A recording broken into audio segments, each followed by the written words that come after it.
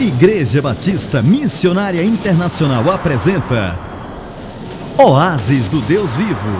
Apocalipse 3, verso 15 diz: A quem vencer eu o farei coluna no templo do meu Deus, de onde jamais sairá. Escreverei sobre ele o nome do meu Deus e o nome da cidade do meu Deus, a nova Jerusalém que desce do céu da parte do meu Deus, e também o meu novo nome. Quem tem ouvidos, ouça o que o Espírito diz às igrejas. Nós estamos numa cidade estratégica de Israel, chamada Cafarnaum, uma cidade desde os tempos de Jesus. Jesus transferiu seu quartel-general para Cafarnaum, depois ele foi para Jerusalém. Essa cidade recebeu palavras duras de Jesus, porque aqui era uma cidade muito rica, muito próspera, uma cidade com grande desenvolvimento, mas uma cidade que infelizmente se esqueceu de Deus. E onde Jesus fez milagres, sinais, prodígios aqui, e eles não acreditaram e não se converteram ao Senhor. Por isso que houve esse ai do Senhor. E o que existe em Cafarnaum, você pode ver, são ruínas, são restos daquela cidade, daqueles dias. Aqui era um lugar importante, porque aqui passava bem próximo a Cafarnaum, havia mares que ligavam o Egito, a Mesopotâmia, a Babilônia, e era uma cidade muito estratégica. O texto que eu li fala que Deus estaria escrevendo, né, ao vencedor, ao que vencer, a quem vencer, eu farei coluna no templo do meu Deus. Nós temos aqui uma coluna com a seguinte inscrição: Alfeu, o filho de Zebedá, o filho de João, fez esta coluna, seja ela para mim uma bênção. Do quinto século. Então você pode ter uma ideia o que a Bíblia fala sobre colunas. Os templos das sinagogas eram construídos de colunas e de doações feitas por pessoas de corações abertos, corações voluntários. Essa coluna aqui existe por mais de 1500 anos, como você pode ver. E a Bíblia fala que, assim como um ser humano que doava um bem, um legado, uma oferta, ou era fiel nas suas contribuições, podia escrever o seu nome na coluna que ele contribuía para fazer ou que ele fazia. Da mesma forma, a Bíblia diz que aqueles que fazem parte da igreja, do templo, o corpo vivo de Cristo, o Senhor vai escrever também o seu nome na coluna do templo eterno, e esse nome ficará para sempre.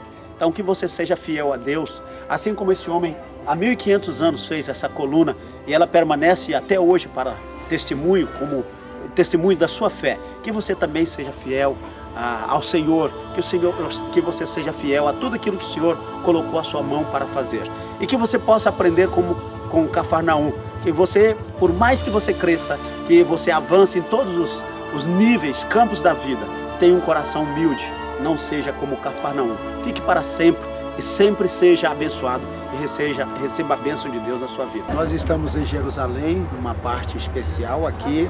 Nós podemos ver a miniatura da Jerusalém dos tempos bíblicos, isso é, do tempo de Jesus. E de modo bem especial, nós podemos ver aqui a miniatura do templo de Salomão. Você sabe que em Êxodo capítulo 20 a 25, Deus deu o comando para Moisés para que ele fizesse o tabernáculo. Mas depois ele deu a planta do templo para Davi. Mas como Davi era um homem de guerra, ele não construiu o templo. E Deus prometeu que nasceria Salomão, seu filho, que iria construir para ele uma casa. E aqui nós podemos ver uma miniatura do templo de Salomão e da cidade de Jerusalém dos tempos bíblicos. E nós podemos ver que é um lugar muito especial, lugar sagrado. A Bíblia fala que esse templo será reedificado novamente. Lendo Ezequiel capítulo 40 a seguir, nós iremos ver ali uma construção tremenda, como se fosse uma verdadeira fortaleza, um templo fortificado. E a Bíblia fala que esse templo será reconstruído, porque o judeu espera que o Messias virá. E a Bíblia fala também em Tessalonicenses capítulo 2, a segunda epístola, que o anticristo vai assentar-se num templo, e esse templo, tudo indica que é esse templo construído por este povo, Então tudo mostra a vinda do Messias. A Bíblia diz, prepara-te, Jesus virá. Nós estamos em Israel, numa viagem muito especial, uma viagem maravilhosa. Esta é a nossa 7ª vez neste lugar chamado Terra Santa, uma terra que nós entendemos que foi dada por Deus, a única terra dada por Deus a uma nação, que foi esta terra de Israel. Nós estamos já há alguns dias de viagem e hoje nós estamos em um lugar muito especial, um local chamado Mar Morto. Mas no sul, é entendido que este local ele está onde era uma cidade de Sodoma e Gomorra, que você sabe no livro de Gênesis, a partir do capítulo 18, cidades que foram destruídas por Deus por causa da maldade do homem, especialmente da promiscuidade. E mais acima, retornando para o Jordão, porque o Jordão está acima, nós temos as montanhas. Você pode ver lá no fundo as montanhas de Moabe, do outro lado a Jordânia, e mais acima nós estamos bem próximo a um local onde Moisés morreu. A Bíblia diz que Deus disse para Moisés, você vai subir ao Monte Nebo, você vai morrer, mas você não vai entrar na terra prometida. Você sabe que Moisés ele liderou um povo difícil, você sabe que não é fácil ser líder. O bom líder sabe que ele tem uma tarefa árdua, espinhosa, mas é possível porque é um chamado de Deus.